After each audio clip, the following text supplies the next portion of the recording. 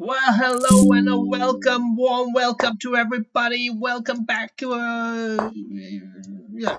So we're up against Carl Stefan from Sweden. He's playing the Dutch defense. I recently lost a classical game in Dutch defense. Of course, that was not the hedgehog variation though. So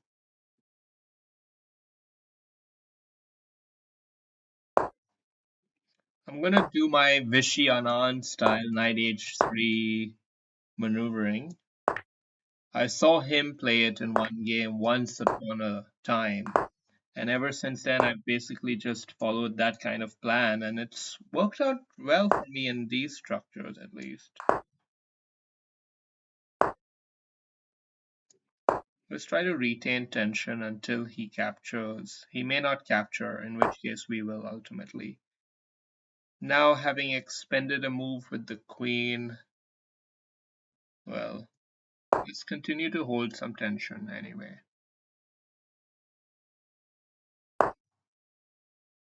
He really doesn't want to, so let's do it for him. And we're going to execute our maneuver, which is, well, basically about getting a knight in here, an outpost, and then kicking this outpost away. Let's put some prophylactic pressure here first.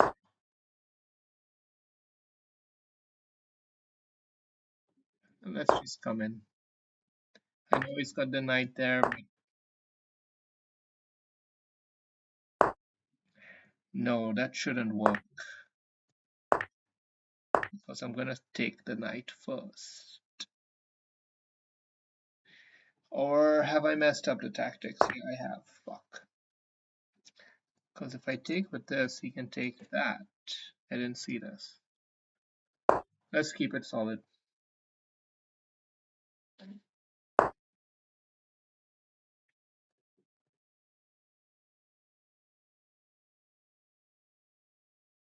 Let's just drop a small attack on the bishop, take the open file. Let's see, does he ever want to go that deep?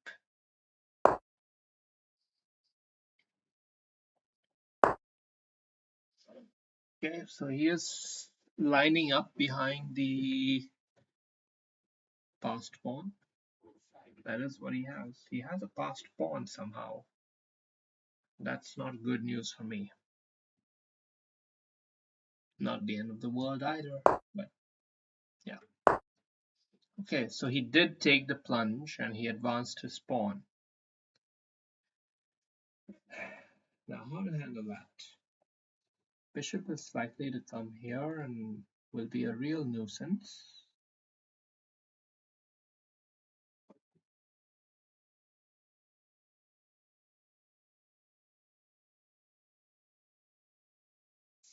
I do have an interesting double knight hop.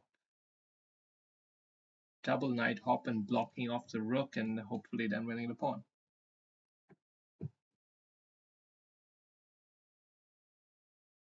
Key thing is when the bishop comes here, you probably don't want to capture back with the knight and get him two doubled pawns there.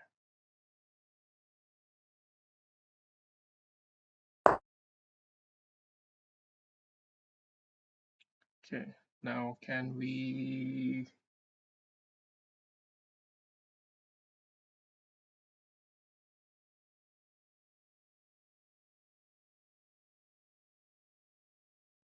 What should we do here?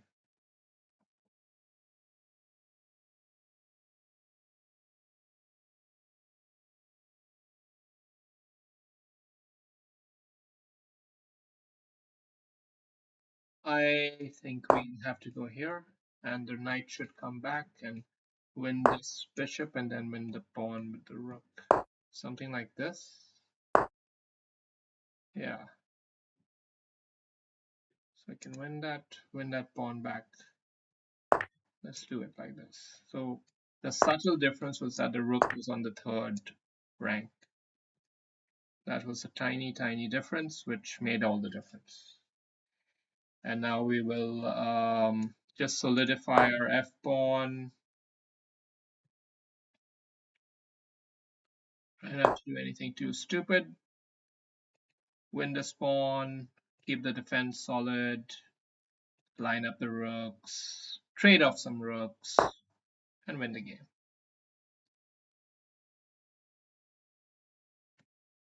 We should check the options, however, like we definitely can't allow the pressure to keep building with this guy. No, but he can triple line it up. He can already triple line it up. That means that we can't just win this unless the king comes into play, which it ain't. But what else choice do I have? I'm starting to get a bit scared now, to be honest. Position is getting a bit dicey.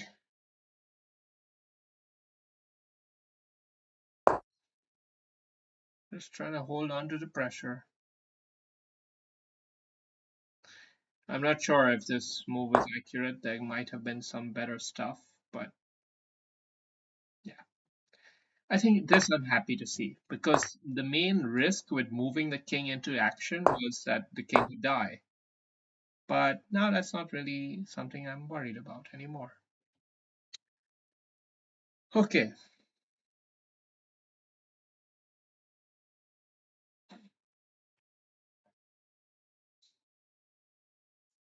So what's the next plan now? I think I'm going to try to win the spawn. I'm going to try to win the spawn. I'm even giving up this one, I know, but I believe I can give it up because I needed a passed pawn of my own to match this fella. And coming in right here, this is looking pretty good to me. Rook behind the pawn. And king in total time to stop any shenanigans. Let's keep that rook busy. And now what? Oh, 22 seconds left. Gotta play fast, gotta play fast. Okay.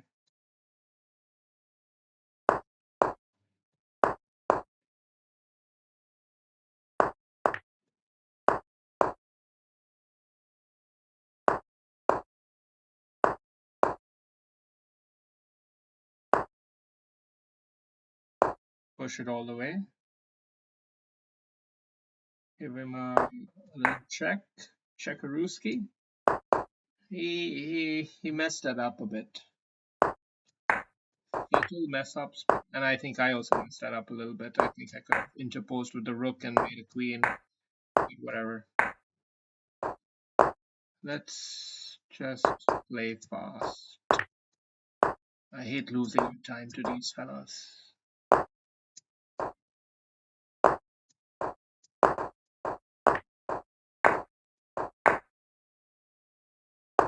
Totally pre-moved to insane levels. This is so boring, right? Yeah, but anyway. Alright. We're not gonna review it, but let's have a quick look at the. Nah.